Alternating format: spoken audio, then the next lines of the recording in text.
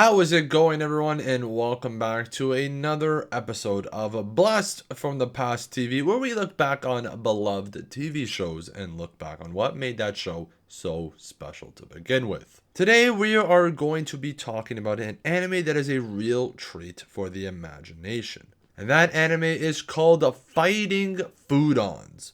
Now, Fighting Foodons is an anime that combines culinary creativity with epic battles. Join me as we explore everything you need to know about this unique and flavorful series.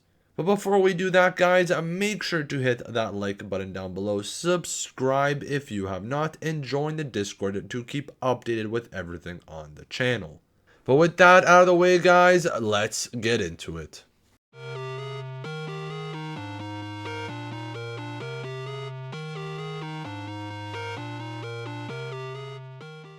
Now, originally airing in Japan as martial arts cooking legend bistro recipe. Yeah, say that 10 times. It was later adapted for an English-speaking audience, which the name changed to Fighting Foodons. Which I don't know how they got the name changed like that, but thank God it did. Now, Fighting Foodons is a culinary adventure like no other. The story revolves around a young chef named Chase, who discovers his ability to bring food to life and turn them into battling foodons. The show takes place in real-world Japan, in a world where food can be brought to life through the use of mythical cards, called meal tickets. These foodons then infused with their own personalities and powers based on their ingredients.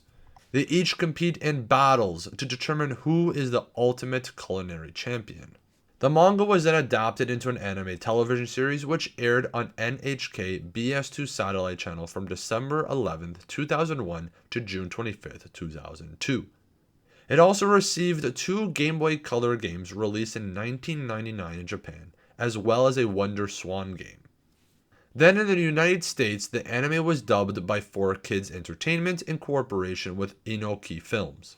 There were 26 episodes broken down into 2 mini episodes. Now, to make you guys better understand this anime, to give you guys an idea, the Foodons were like Pokemon / Digimon, like food like monsters. Now, the monsters are created when a chef, quote unquote a Foodon chef, places a card called a meal ticket on a dish. Now, ever since people were able to bring their food to life, a powerful king named King George created an evil organization called the Gluttons. He ended up creating foodons capable of taking over the world. Now, Chase, along with his friends and foodon companions, must compete in food-themed battles against the evil chefs and all their monstrous creations. This is all to save the world from culinary disaster. Now, Chase trains under one of the best foodon gurus, Oslo. He helps him to make better foodons so that he would become a master chef like his dad.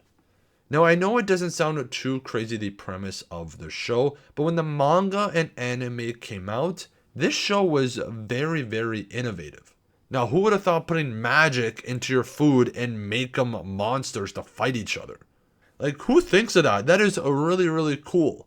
Now, despite its short run, Fighting Foodons has left a lasting impact on fans around the world. Its blend of action, humor, and food-themed adventures makes it a must-watch for everyone craving a taste of nostalgia. Now, ever since its debut, the show has actually become a cult classic to many fans. Despite how obscure it actually was, the show has a lot of fan art, and some have even made a fan fiction story calling it the ultimate food fight.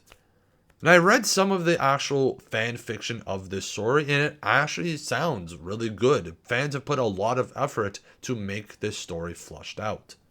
So if you're hungry for a quirky, imaginative, and downright delicious anime, give Fighting Foodons a try.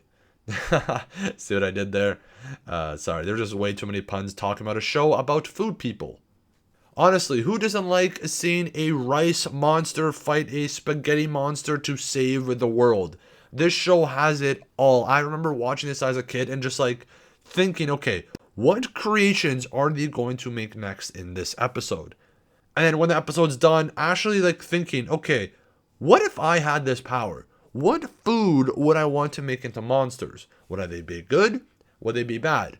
It just gives you such like a mind-wandering experience that you've never even thought of before. But either way, who knows? You might just find yourself rooting for your favorite foodon in the ultimate battle of snacks. But now, I know this anime does sound very weird. Even though it is, what sets Fighting Foodons apart is its creativity and charm. This show takes everyday foods and turns them into whimsical characters with unique powers and abilities. From pizza monsters to burgers, every foodon is a delight to meet. Good or evil, it is really cool to see different foods come to life and fight each other. Now, Fighting Foodons is more than just food fights. It also serves up a hearty helping of friendship, teamwork, and the importance of believing in yourself. Plus, it's just plain fun to see your favorite foods come to life and battle it out. Honestly, if you would sit down with your friend and just think of monsters that would be fighting, you wouldn't think of fighting with your food. I mean, you throw it at each other, but to make them come to life and fight each other, that's a completely different field, and it's really cool to see brought to life in an anime and manga. Now, when trying to look for new shows for this channel, I actually started to remember Fighting Foodons being a fever dream back when I was a kid. Now, I do remember watching some episodes on TV on the 4Kids network, and it was actually very entertaining. It was interesting to see what foods would come to life and what monsters they'll be fighting in that episode. Now, my fever dream also included the most corniest and probably one of the worst dubbed anime openings I've ever seen 4Kids do. Pizza will attack with gooey cheese. Power up the fried rice with some peas. What will win, Italian or Chinese? Now, Fighting Foodons was a very short-lived anime, as most animes were back in the day when they didn't get as much traction as the big hitters. I mean, they had to fight against Pokemon, Digimon, even Yu-Gi-Oh! With monster-based creatures that would fight each other. I guess people thought those were cooler than spaghetti monsters and burger monsters fighting against each other. Now, even though Fighting Foodons didn't get the love it deserved, I think it still goes down as one of the most nostalgic memories that people just love talking about. And I feel like when we talk about this anime, people are like, oh yeah, it's the show about fighting food. It has left such a big mark on the anime community that even if you've never watched the anime, you kind of know what the show is about because it's left such a print on your minds that it's the only show that has brought food to life to fight each other. But let me know in the comments down below, have you ever watched Fighting Foodons? Do you remember the anime? Do you remember even watching it as a kid? And the biggest question of today's episode, if you could turn any piece of food into a foodon, what will it be? Let me know in the comments down below. I'm very interested in your answers. But that's it for today's episode, guys. Thank you so much for joining us on this culinary journey through Fighting Foodons. Don't forget to like, subscribe, and hit that notification bell for more tasty content. I'm sorry, I gotta stop with the puns here, but until next time, guys, stay hungry and adventurous. That was the last one, I promise. Peace out, guys. I love you all.